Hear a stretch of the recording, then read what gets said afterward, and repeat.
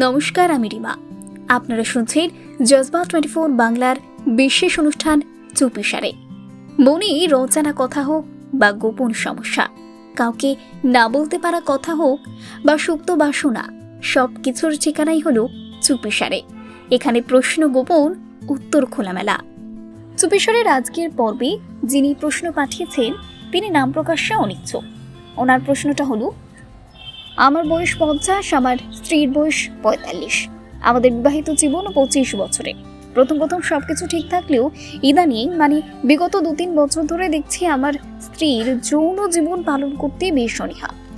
এমনিতে আমাদের কোনো শারীরিক সমস্যা নেই, কিন্তু আচমকা ওর এই পরিবর্তন আমি কিছুতেই মেনে নিতে পারছি না। কি হয়েছে জিজ্ঞেস করলেও কিছু সঠিক উত্তর পাওয়া যায় না। সবসময় মেজাজ খিটখিটে থাকে। কি করে এর হাত থেকে সমাধান মিলবে, একটু পথ দেখাবেন? বেশ, দেখুন, আপনার স্ত্রীর যে বয়সটা বললেন সেটা ক্রমশ মেনোপজের দিকে যাচ্ছে।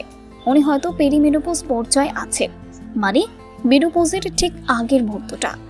এটা 2-3 বছর চলতে পারে, তারপরে হয়তো মেনোপজ এলো। এই সময় মেয়েদের যৌন জীবনে অনিচ্ছা এটা অতি সাধারণ ব্যাপার। তার সঙ্গে মেজাজ খিটখিটে হয়ে যাওয়া, ভালো না লাগা, রাতে ঘুম না হওয়া, ক্লান্তি, হট ফ্লাশ ইত্যাদি নানান রকমের সমস্যা একত্রিত হয়ে থাকে।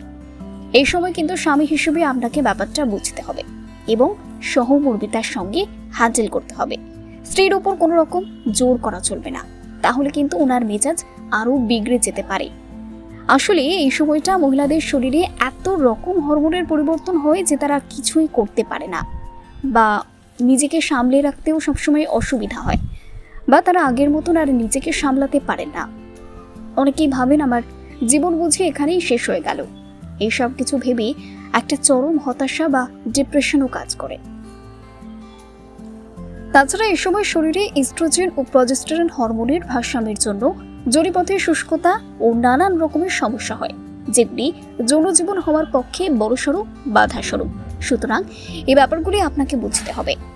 আপনার বিয়ে হয়েছে যবে থেকে, তখনকার দিনগুলি কি ছিল আর এখনকার দিনগুলি কি আছে, এটা নিয়ে কখনোই তুলনা করতে যাবেন না।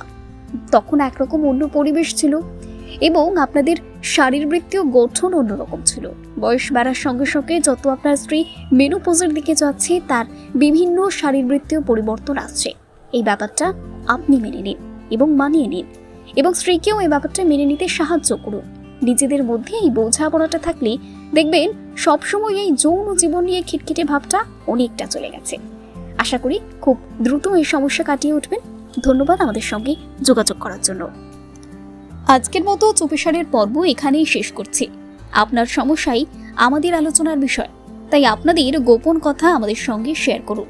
হোয়াটসঅ্যাপ করুন 9831410851 এই নম্বরে। পাশেই থাকুন, নির্ভয় থাকুন।